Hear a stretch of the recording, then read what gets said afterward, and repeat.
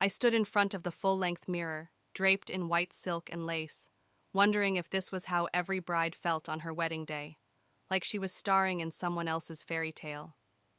My name is Zuriel, and in less than 3 hours I was supposed to marry the man of my dreams. Instead, I was fighting the urge to rip off my veil and run. "You look perfect," Hallie gushed, adjusting my train for the 100th time. "Leo won't be able to take his eyes off you." I caught her reflection in the mirror. My sister's smile didn't quite reach her eyes. Something was off, had been off for weeks now. The way she'd hover during my phone calls, her sudden interest in my financial planning meetings, those hushed conversations that stopped whenever I entered a room. "Thanks," I managed, forcing a smile. "Could you grab my phone from my purse? I want to check if Mom's arrived." The moment Hallie left the bridal suite, I let out a breath I didn't know I'd been holding. The knock on the door made me jump. "Zur?" Elise's familiar voice called out. "You decent?" "Come in," I said, relief washing over me at the sight of my best friend's face. "Please tell me you brought coffee." She slipped inside, 2 paper cups in hand. "Better. I brought vodka." I laughed, but it came out hollow. "That obvious, huh? You look like you're about to attend a funeral, not your wedding." Elise handed me a cup. "Spill. What's wrong?" Before I could answer, voices drifted up from the garden below. My father's distinctive tone made me freeze. "Everything's in place," he was saying. "Once they're married, Leo will have access to her trust fund. The paperwork's ironclad." "And she doesn't suspect anything?" Leo's voice, my fiancé's voice, discussing my money with my father. Zuriel's always been naive when it comes to family, just like her mother. The coffee cup slipped from my fingers, splashing across the pristine carpet. Elise grabbed my arm, steadying me. "Those bastards," she whispered. I moved to the window, careful to stay hidden behind the curtain. Leo and my father stood by the rose garden, heads bent together like conspirators. Which, I realized with a sick feeling in my stomach, was exactly what they were. "I need your phone," I said to Elise, my voice surprisingly steady. "Mine's with Hallie, and I need to record this." She handed it over without question. I hit record just as Leo spoke again. "The prenup won't be a problem?" My father laughed. "Already taken care of. The lawyer's an old friend, made sure there were enough loopholes to drive a truck through. Within 6 months, you'll have full access to her inheritance." "And Hallie? She's still on board?"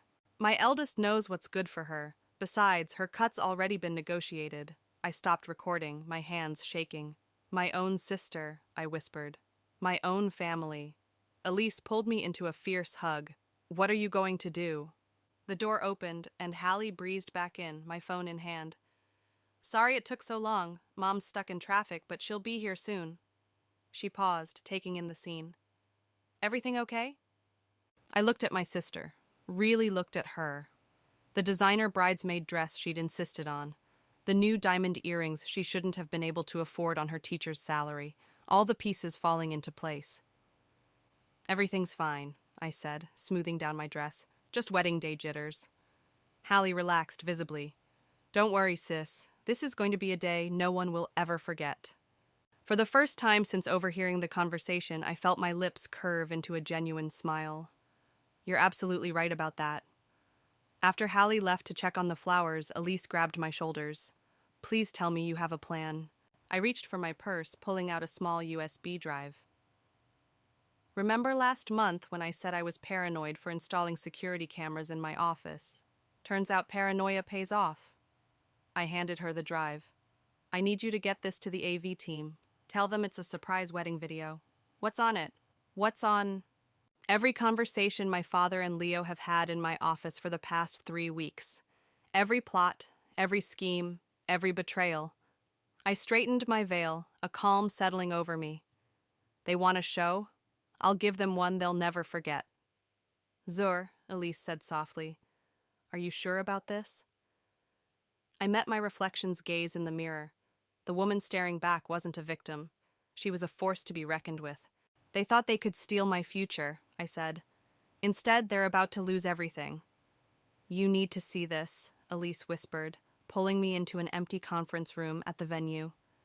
2 hours until the ceremony, and my heart was racing with equal parts rage and determination. She pulled up a video on her laptop, security footage from my father's office that I hadn't seen yet. The timestamp showed yesterday afternoon. I had to hack into his cloud storage, she explained. Your dad really should use better passwords than your mom's birthday.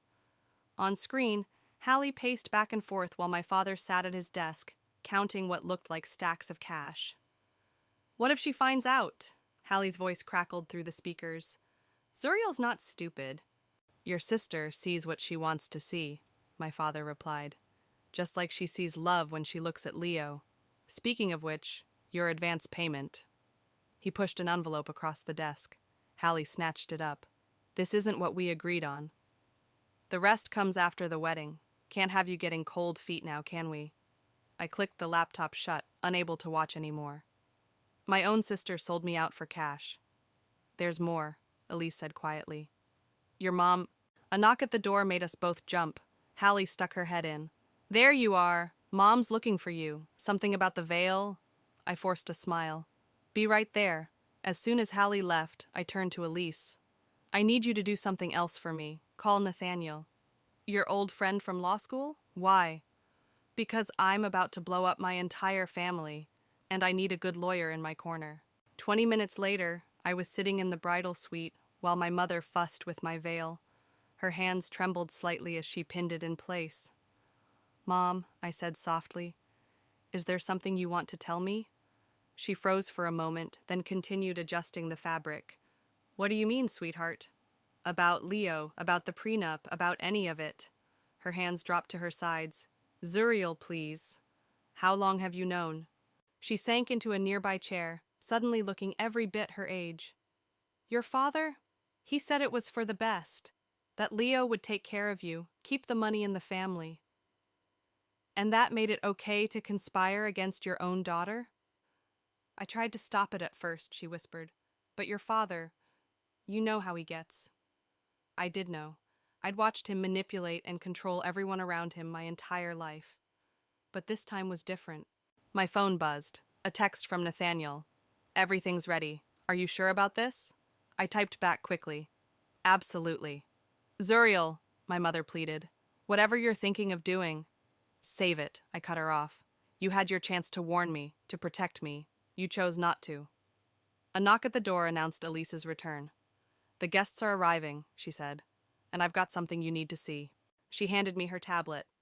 On it was a bank statement. Leo's personal account. Regular deposits from my father over the past year, totaling close to $500,000. He's been getting paid to court you, Elise explained. Your father orchestrated the whole relationship. I laughed, but there was no humor in it. Of course he did, because finding my own happiness wasn't part of his master plan, was it? Another knock, and this time it was Hallie. The photographer wants some pre-ceremony shots with the family.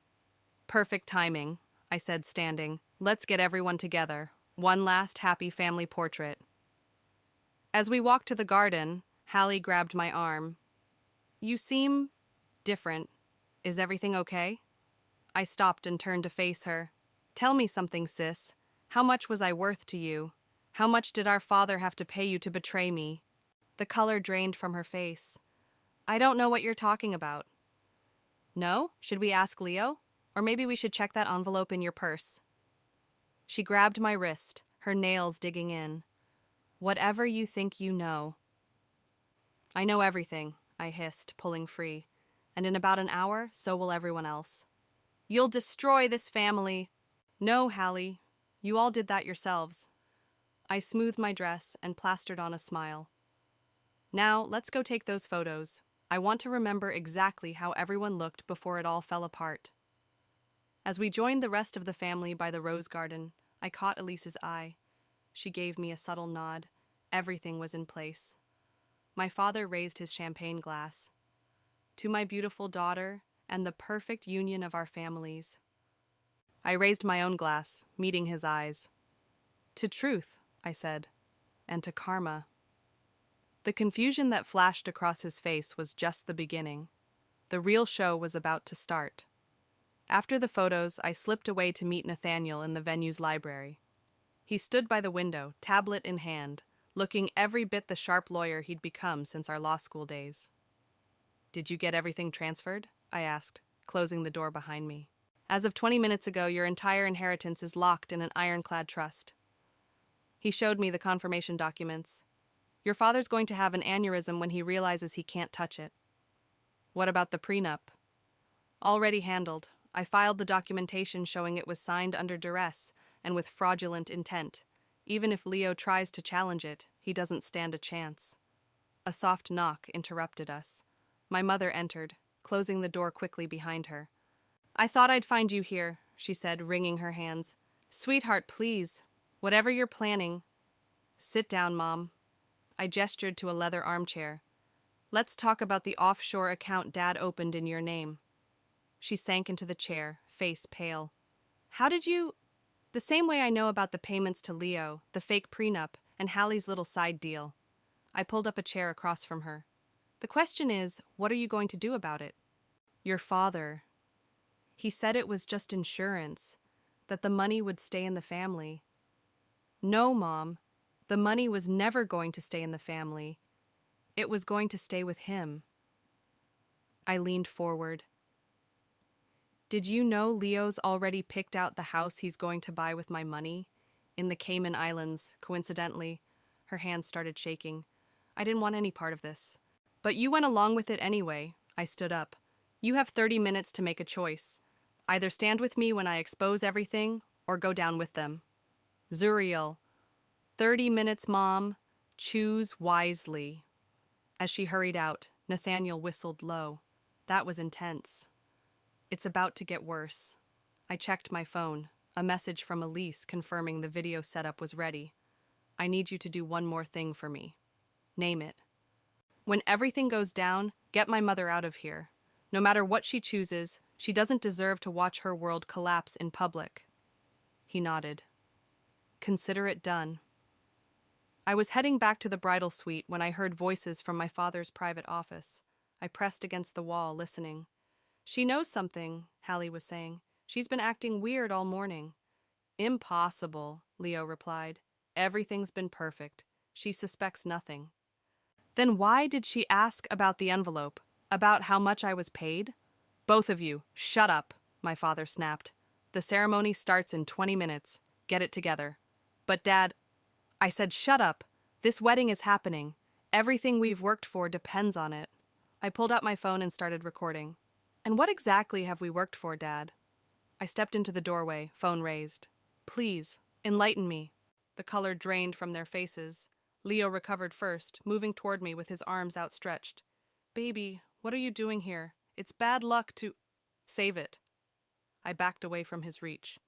"I've had enough luck with you to last a lifetime." My father stood, his face darkening. "Whatever you think you know. I know everything." I held up my phone. "And now I have this conversation too. Should we add it to the highlight reel?" "Highlight reel?" Hallie's voice cracked. "Oh, didn't Dad tell you? All those private conversations in his office? Not so private after all." My father lunged for my phone, but I was already moving. "You ungrateful little—" "Careful, Dad. Wouldn't want to bruise the bride before her big moment, would you?" "Zuriel, please," Leo tried again. "We can talk about this." "Oh, we will, in front of everyone." I backed toward the door. "I hope you're all camera ready. Your performances are about to go viral." I slammed the door on their shocked faces and ran straight into Elise. "There you are." She grabbed my arm. "Everything's ready, but we have a problem. Your mom—" "Is right here." My mother's voice came from behind us. We turned to find her standing there, spine straight, eyes clear. And I'm done being a coward. "Mom?" She pulled an envelope from her purse. "Bank statements, transfer records, everything your father's been hiding for the past year." She handed it to me. "I should have done this months ago." I hugged her tight, breathing in her familiar perfume. "Thank you." "Don't thank me yet." She pulled back, straightening my veil. "Now, let's go give these bastards exactly what they deserve." As we walked toward the ceremony, I could hear the guests being seated, the soft music starting to play. In 15 minutes, I was supposed to walk down the aisle toward my happily ever after. Instead, I was about to burn it all down. And I couldn't wait to light the match. The string quartet played softly as guests filtered into their seats. I watched from a hidden alcove as Leo worked the crowd, flashing that practiced smile I'd once found so charming. Now I could see the calculation behind it. "Everything's set," Elise whispered, joining me. "The video will start playing the moment you give the signal." "And the police?" "Nathaniel has them on standby. The moment we show the evidence of financial fraud, they'll move in." A movement caught my eye, my father gesturing frantically at Hallie near the altar. She nodded and hurried toward the bridal suite where I was supposed to be waiting. "Showtime," I muttered, slipping back through the side door just as Hallie burst in. "There you are!" She was breathless, panicked. "Dad wants to talk to you, before the ceremony." "I bet he does." I adjusted my veil in the mirror. "Tell him I'll see him at the altar, where everyone can hear what I have to say." "Zuriel, please." She grabbed my arm. "You don't understand what you're about to do." I yanked free. "No, you don't understand what you did. How much was it worth, Hallie? How much did Dad pay you to help destroy my life?" "It wasn't like that. I needed the money." "For what? The new car? The designer clothes? Was selling out your sister worth it?" Tears welled in her eyes. "You've always had everything. The inheritance, Dad's approval, the perfect life. I just wanted—" "Perfect life?" I laughed bitterly. "You mean the life where my own family conspired to steal everything from me? Where my fiancé is nothing but a paid actor? Leo loves you. Leo loves my money, and now I have proof." I pulled out my phone, showing her the bank statements. "Every payment, every meeting, every lie, it's all documented." The color drained from her face. "Those transfers? They could be anything." "Really? Should we ask Leo about the house in the Caymans? Or maybe about his girlfriend in Miami?" Her head snapped up. "What girlfriend? Oh, you didn't know about that part? Interesting how Dad kept some secrets even from his accomplices." The wedding march began to play. Hallie's hands started shaking. "Don't do this," she pleaded. "You'll destroy everything." "No, you all did that yourselves. I'm just making sure everyone knows the truth." A knock at the door. Elise poked her head in. "It's time." I turned to my sister one last time. "You should get out there. You won't want to miss this." The walk to the ceremony felt surreal. Through the glass doors, I could see Leo at the altar, my father beaming proudly in the front row. 200 guests waited to witness what they thought would be a fairy tale wedding. "Wait!" My mother's voice came from behind me. She looked elegant in her navy dress, but her eyes were steel. "I'm walking you down the aisle." "Mom?" "No. If we're doing this, we're doing it right." She took my arm. "Besides, I want to see your father's face up close when it all falls apart." The doors opened. The guests stood. The music swelled. As we walked down the aisle, I caught snippets of whispered conversations. "She looks beautiful. Such a perfect couple. The Garrett family must be so proud. If they only knew." Leo's smile faltered slightly as he saw my mother walking me down the aisle instead of my father. Good, let him sweat. We reached the altar. Leo extended his hand to help me up the steps. "You look stunning, baby," he whispered. "Save your lines for your girlfriend in Miami," I whispered back. His hand tightened painfully on mine. "What did you say?" Before he could recover, the officiant began, "Dearly beloved, we are gathered here today." I looked out at the sea of faces. My father, suddenly uncertain. Hallie, pale and trembling. The dozens of society friends and business associates here to witness what they thought would be the social event of the season. "If anyone knows any reason why these two should not be joined in holy matrimony," the officiant continued, "speak now or forever hold your peace." I raised my hand. "Actually, I have something to say." A murmur rippled through the crowd. Leo's grip on my hand became crushing. "Darling," he said through clenched teeth, "what are you doing?" I smiled, sweet as poison. "I'm giving everyone exactly what they came for, a show they'll never forget." I turned to face the guests, pulling my hand free from Leo's grasp. Before we continue, there's a video I'd like everyone to watch. The massive screens on either side of the altar flickered to life. My father half rose from his seat, face contorting with rage. "Zuriel," he growled, "sit down." "No, Dad, I think everyone should see this." I nodded to Elise at the back of the room. "Roll it." The first clip played. My father and Leo in the office discussing payment schedules and asset transfers. The audio was crystal clear. "Once you're married," my father's voice boomed through the speakers, "we'll start moving her assets offshore. She'll never know what hit her." Gasps rippled through the crowd. Leo lunged for the microphone in my hand, but I stepped back. "Careful, darling. Wouldn't want to look violent in front of all these witnesses, would you?" The next clip showed Hallie counting stacks of cash. "And she really doesn't suspect anything?" "Your sister's too busy planning her perfect wedding," my father's voice replied. "By the time she figures it out, the money will be gone." Someone in the audience shouted, "Turn it off." "Oh, we're just getting started," I announced, my voice steady. "Let's talk about Leo's girlfriend in Miami, the one he visited last week while telling me he was at a business conference." The screen showed security footage of Leo in a beachfront restaurant, kissing a woman who definitely wasn't me. "That's not... I can explain," Leo stammered. "Explain what? The offshore account? The fake prenup? Or maybe explain this?" The next clip showed Leo and my father in the garden just hours ago, laughing about their scheme. "I have to admit," Leo said on screen, "it was easier than I thought.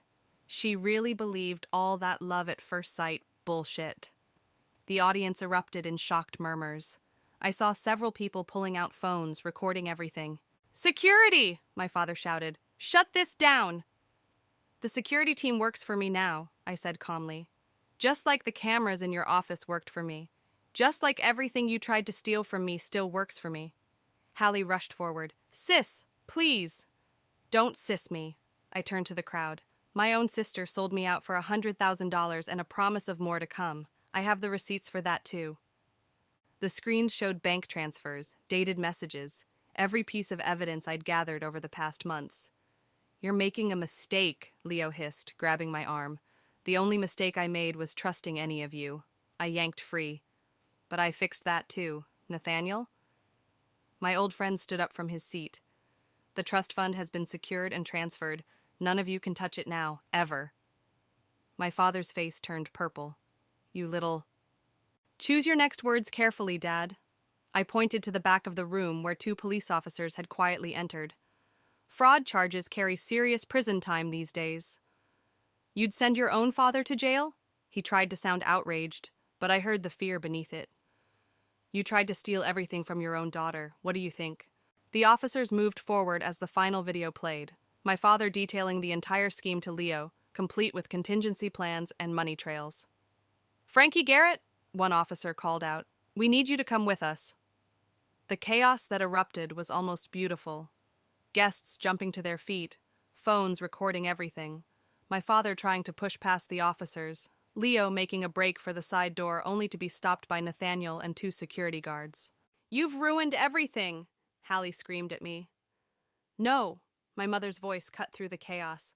She stood tall, facing her eldest daughter. "You did that yourselves, every single one of you."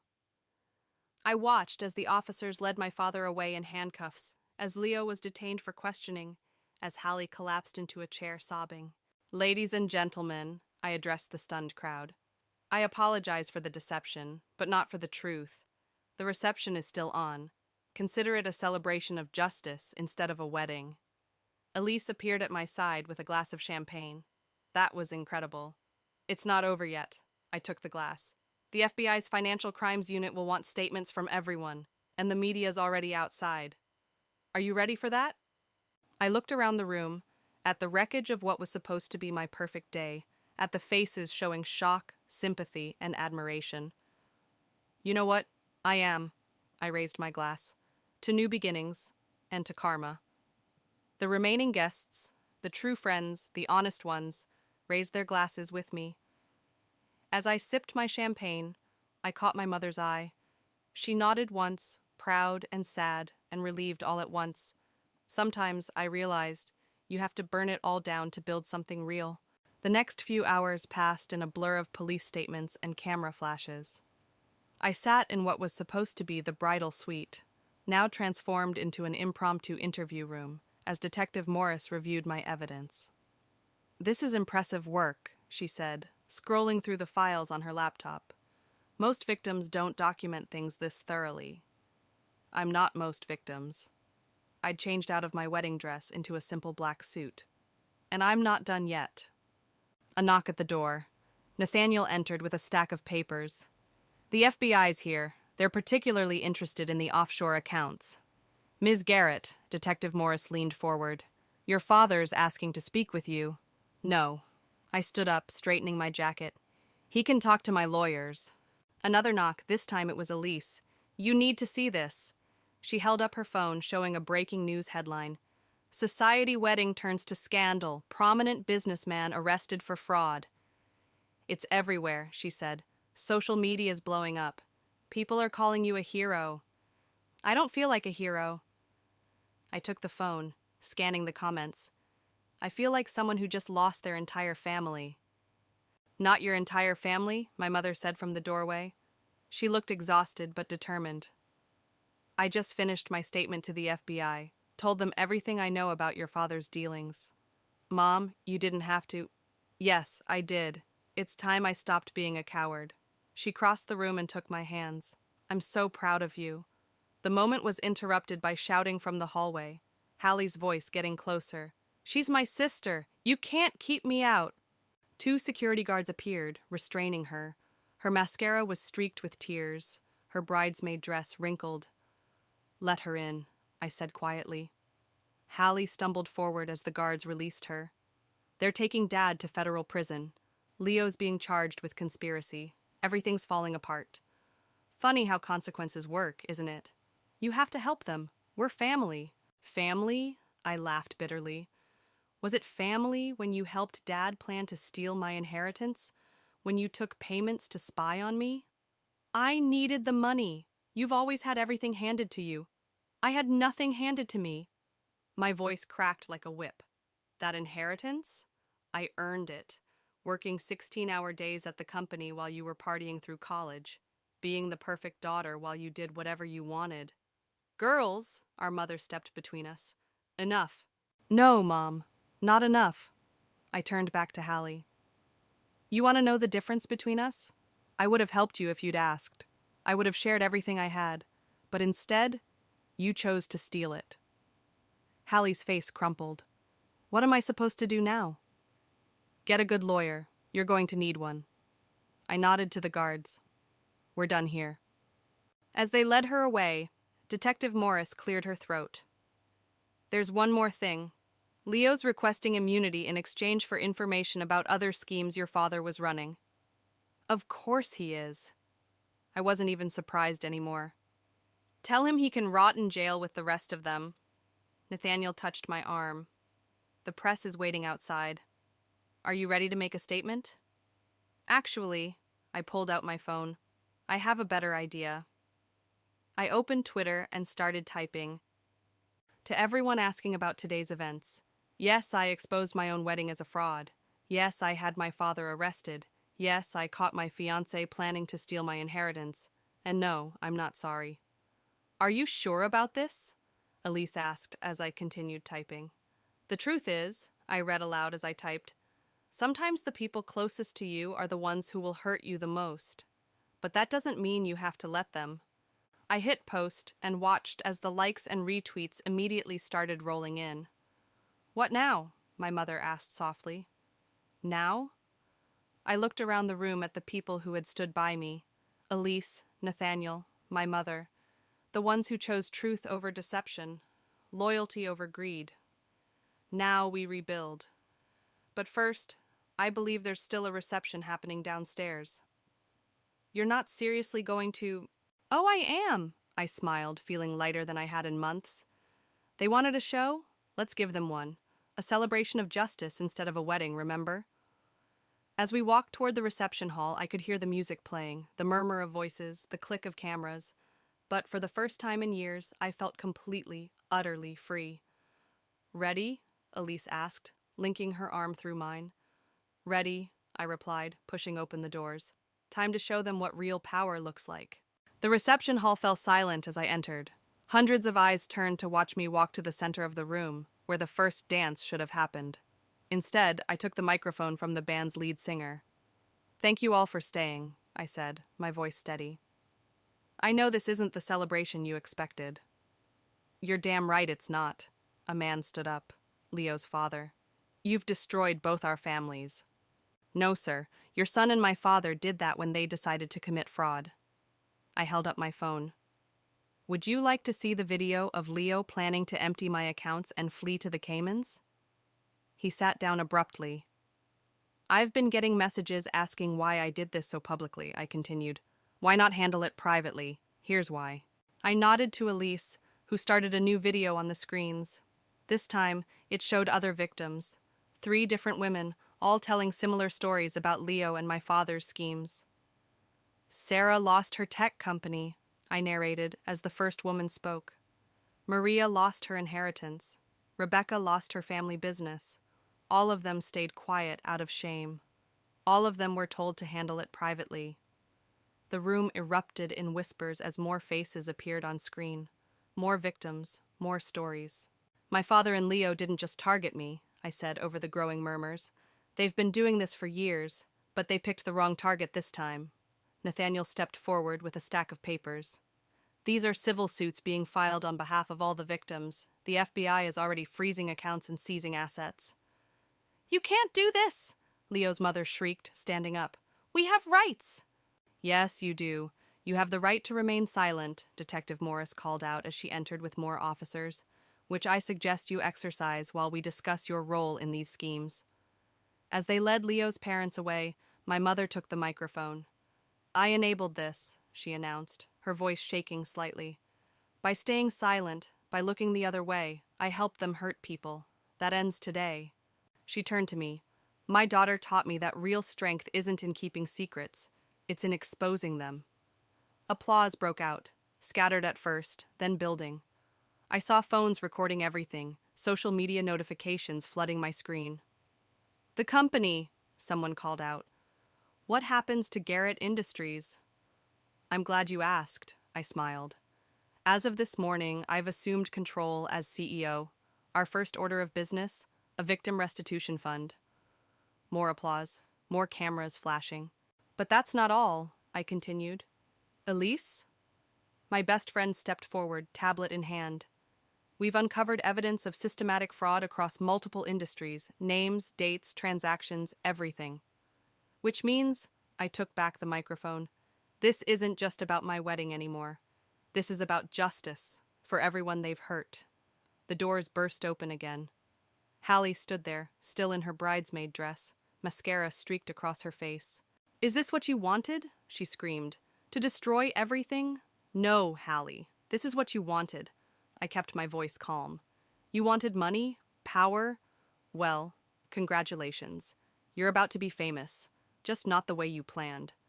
The screens showed her bank statements, the payments, the recorded conversations about betraying me. "Take her statement," I nodded to Detective Morris. "She might want to consider cooperating. It could help at sentencing."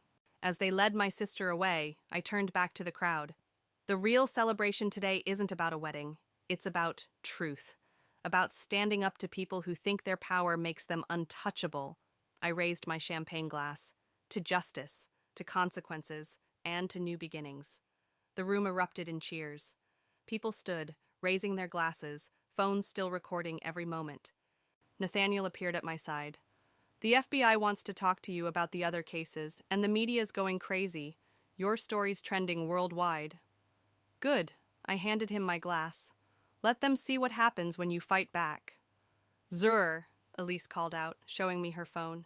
"Your tweet just hit 1 million retweets. People are calling you the runaway bride who fought back." I laughed. "I didn't run away. I stood my ground." My mother hugged me tight. "You did more than that. You showed everyone else how to stand their ground too." As the party continued around us, no longer a wedding reception but a celebration of justice, I felt a weight lift from my shoulders. The truth was finally out, and with it came not just freedom, but power. Real power. The kind they couldn't steal. the kind that comes from standing up and saying, "No more." The sun was setting when I finally left the venue, casting long shadows across the courthouse steps where reporters had gathered. My mother squeezed my hand as we faced the wall of cameras. "Ms. Garrett, how does it feel to take down your own family's criminal empire?" "Not my empire anymore," I said into the microphones. "As of today, Garrett Industries is being restructured into a victim advocacy organization. Every penny they stole will be returned." "What about your sister's claims that you're destroying your family legacy?" "Legacy?" I met the reporter's eyes. "My father's legacy was built on lies and theft. I'm building something better, truth and justice." "And the wedding gifts?" someone called out. "All being returned," Elise answered from beside me, along with a letter explaining how their generosity will help fund legal support for fraud victims. My phone buzzed, a message from Detective Morris. "Leo's talking. Everything. Your father's network is crumbling. Ms. Garrett, what's next for you?" Before I could answer, a commotion erupted at the bottom of the steps. Hallie pushed through the crowd, no longer in her bridesmaid dress but in plain clothes, her face stripped of makeup. "I want to make a statement," she said, her voice raw. The cameras swung toward her. My mother tensed beside me, but I held up a hand. "Let her speak." Hallie stepped forward, trembling but determined. "My sister was right, about everything. I was jealous and greedy, and I helped hurt people." She turned to face me. "I'm sorry, Zuriel. I'm so sorry." "Actions speak louder than words," I replied. "I know, that's why—" She pulled out a folder. "That's why I just gave the FBI everything. Account numbers, contacts, every scheme I knew about, and I'm ready to testify." The reporters erupted with questions, cameras flashed, but I was watching my sister's eyes, seeing real remorse for the first time. "It's a start," I said quietly. Nathaniel appeared, tablet in hand. "The first restitution payments are going out. Sarah's getting her company back. Maria's inheritance is being restored. Rebecca's family business is being returned." "And Leo?" my mother asked. "Singing like a canary," Detective Morris said, joining us. "Your father's international partners are being arrested as we speak. The whole network's coming down." I felt a tap on my shoulder. Elise was grinning, holding up her phone. On the screen was a video of a young woman, tears streaming down her face. "Thank you," the woman was saying. "I lost everything to these men 2 years ago. Watching you fight back, you gave me hope. You gave all of us hope." More messages flooded in, victims sharing their stories, people standing up to their own abusers, women refusing to be silenced. "This is bigger than us now," I told the reporters. "This is about everyone who's ever been told to stay quiet, to handle things privately, to protect powerful men's reputations." "What's your message to those people?" a reporter called out. "Stand up, speak out, document everything." I smiled. "And never let anyone steal your power." Hallie stepped closer. "I want to help, really help, not just with testimony. These victims, maybe I can work with them, show them they're not alone." "You'll have to earn their trust," I said. "And mine." "I know. I'm ready to try." My mother wrapped an arm around each of us. "We all are." As the sun disappeared behind the courthouse, casting the world in shades of purple and gold, I looked at the people around me. My mother, finding her strength. My sister, choosing redemption. My friends, standing firm through everything. "One last question," a reporter shouted. "Do you regret exposing everything so publicly?" I thought about the videos still circulating online, the stories being shared, the victims finding their voices. "No," I said firmly. "Some things need to be dragged into the light. Some truths need to be shouted from the rooftops." I turned to face the cameras one last time. They thought they could silence me with shame. Instead, I'm starting a revolution of truth-tellers. And we're just getting started. The headlines would call it the wedding that brought down an empire. The social media posts would call it justice served. The legal documents would call it the largest fraud exposure in the state's history. But standing there, watching the truth spread like wildfire through every news channel and social platform, I called it something else. I called it freedom. "Ready to go?" Elise asked, car keys in hand. I looked at my mother, strong and proud. At Hallie, humbled but trying. At the crowd of supporters and survivors gathering below. Yes, I said. I'm ready for whatever comes next. Because sometimes the happy ending isn't a wedding. Sometimes it's the courage to stop one.